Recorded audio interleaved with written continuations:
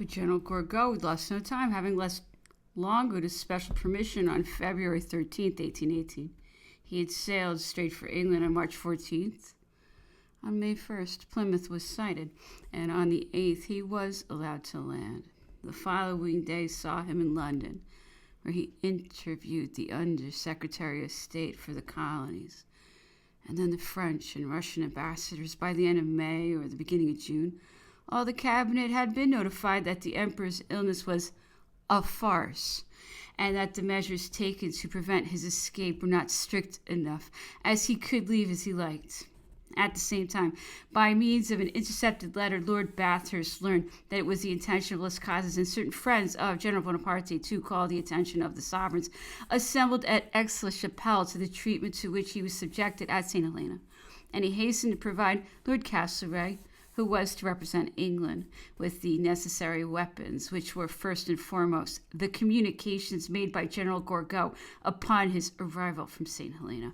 And these disclosures would be all the more pertinent and received with greater favor, since the sovereigns were already inclined to establish a connection between the attempted efforts to ameliorate the lot of the captive and to obtain another residence for him, and the state of Europe, in which above all else they perceived the symptoms of a dissatisfaction which they could not attribute to their administration, and for the responsibility of which they found it easier to hold the man of the revolution, the permanent leader of the huge conspiracy of peoples against their lawful sovereigns. Las Casas wrote, "I have devoted myself wholeheartedly to flooding and assaulting them with entreaties and information. I have written to Marie Louise. I have charged with laying before the sovereigns a letter from Madame Mere, and all the other relatives must act on their own, and I myself have most carefully assembled for each of the sovereigns all the authentic extant documents, and have drawn up a relevant note sent to themselves. It was not sent to Lord Castlereagh, to whom I did not deem it necessary, because he only represented the King of England, and the Count Las Casas pompously made known these letters, sent to move those by whom they were received, in that which he had written under the name of Madame Mere. He had not even known how to observe the simple and dignified style the situation demanded, and as for the note and the letters he wrote under his own name, the extravagance with which they were expressed almost reached the heights of delirium. What did it matter?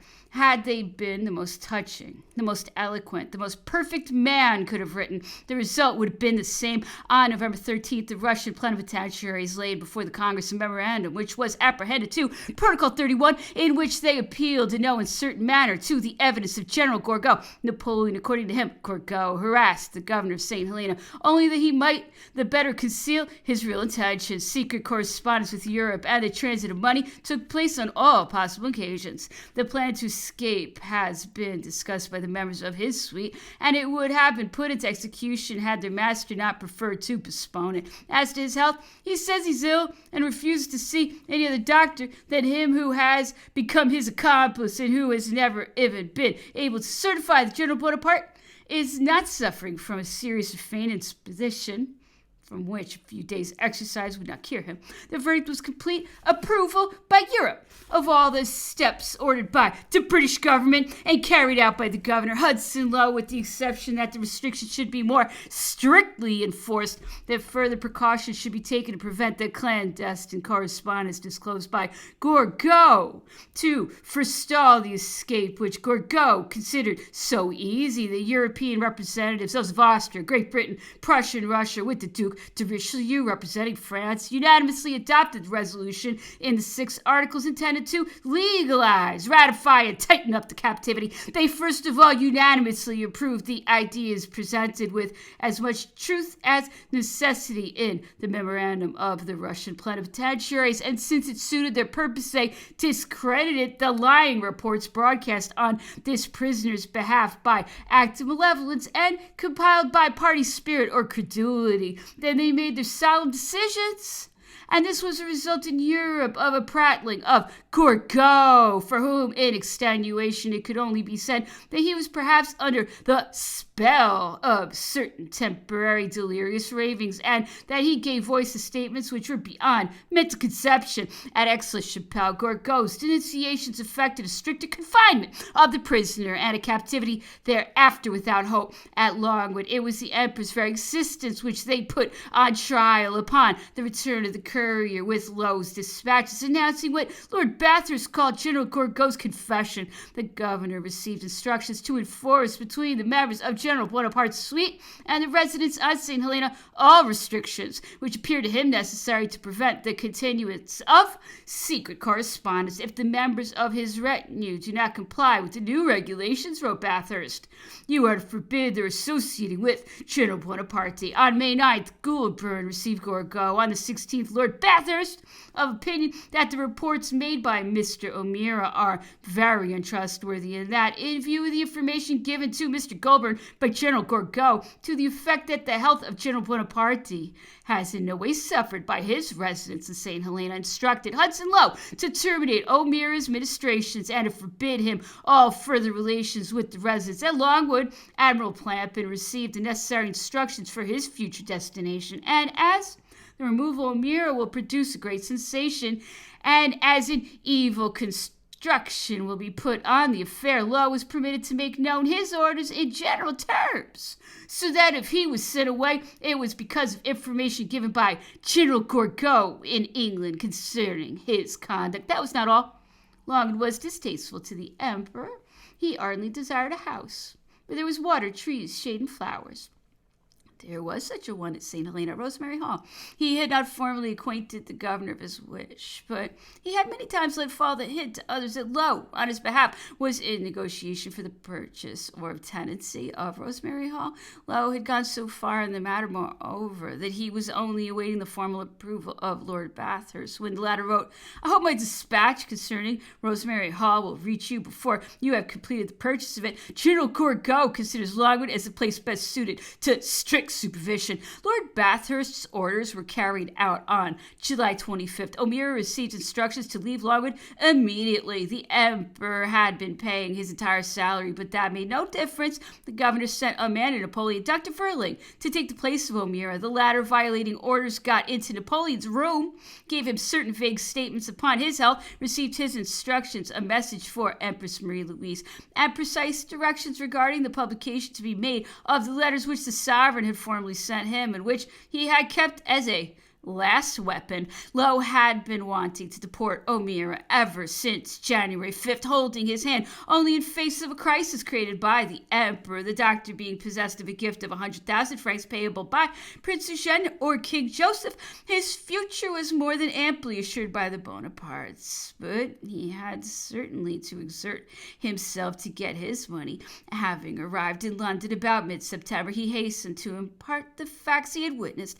I believe he wrote on October 28th to the Secretary of the Admiralty that the life of Napoleon is in danger if he lives much longer in a climate like that of St. Helena, the more so if the dangers of this residence are increased by the persistence of those vexations and outrages to which he has up till now been subjected, and to which the nature of his disease renders him particularly susceptible. By way of reply, the Admiralty informed him on November 2nd that his name had been erased from the list of naval surgeons. He had unreasonably attributed his fall from favor to Lowe and provoked in some measure by an officious pamphlet, which certainly emanated from the Colonial Office, entitled Facts Illustrative of the Treatment of Napoleon Bonaparte at St. Helena. Early in 1819, he issued a volume published by Ridgway and entitled Exposition of Some of the Transactions that have taken place at St. Helena since the appointment of Sir Hudson Lowe as governor of that island, wherein well-selected documents accused the governor in a particularly compromising manner. Immediately translated into French and published in Paris in July. This book enjoyed enormous success, and the ministry could neither contradict him nor dare to prosecute him? The London conclusions are very unsteady, Lord Bathurst wrote to Lowe, adding that you will with satisfaction have perceived that despite all their publications and their threats, no one has dared to open his mouth in Parliament in Bonaparte's favor. O'Meara's efforts seem to have stopped there. In February 1820, this time under his own name, he issued Volume 9 of the Historical Memoirs of Napoleon, which had been brought to him in the previous October from St. Helena by an Englishman who received 10,000 francs for his trouble, and which was nothing more than a different version of the campaign of 1815, of which Gourgaud had, despite the emperor's opposition, brought away a rough draft and published it in 1818. What made O'Meara's publication interesting was that the emperor, though he did not know he had to thank Gourgaud for all the persecutions he suffered, had definitely considered spiting him by the dispatch and publication of an authentic text of the campaign of 1815, the form adopted for publication, the insertion of the imperial arms on the title page, the announcement that the 8 first volumes of these memoirs historiques would appear within a few weeks, all proclaimed the authenticity of this edition and nullified that of Gourgaud. And it has remained the best and the only recognized issue. It met with poor reception, however. What the public expected from the emperor was not a historical narrative, dry and strategically barren, lacking all anecdote and all decisiveness, with no disputes about supplies of provisions in St. Helena, nor about such and such restriction upon walking on forbidden ground. It was but a general survey, a kind of confession, lacking explanation and sensational disclosures. A destiny such as his assumed an enigmatical shape, the secret of which everyone wanted, and that was why, at the same time, as the public was showing but little eagerness for the publications which really emanated from St. Helena, it had literally fallen for that manuscrit venu de Saint-Helene, Journalier and Canoe. Why, its curiosity had not been satisfied by the issues which appeared one after the other in England, Belgium, and even France. Why, thousands and thousands of faithful adherents struggled to copy this poor pamphlet, which boasted neither attractiveness, style, nor ideas, was because in a few handy pages of a lively, imprecise nature, the long-anticipated disclosures were found. And these gave considerable satisfaction, since they corroborated previously acquired opinions. The emperor had understood so fully that the manuscrit venu de Saint-Helene contained everything, and that it gave birth to a particularly deep-rooted legend that he had specially commissioned O'Meara to issue reasons given in reply to the question. It is manuscrit de Saint-Helene, printed in London in 1817, the work of Napoleon or not.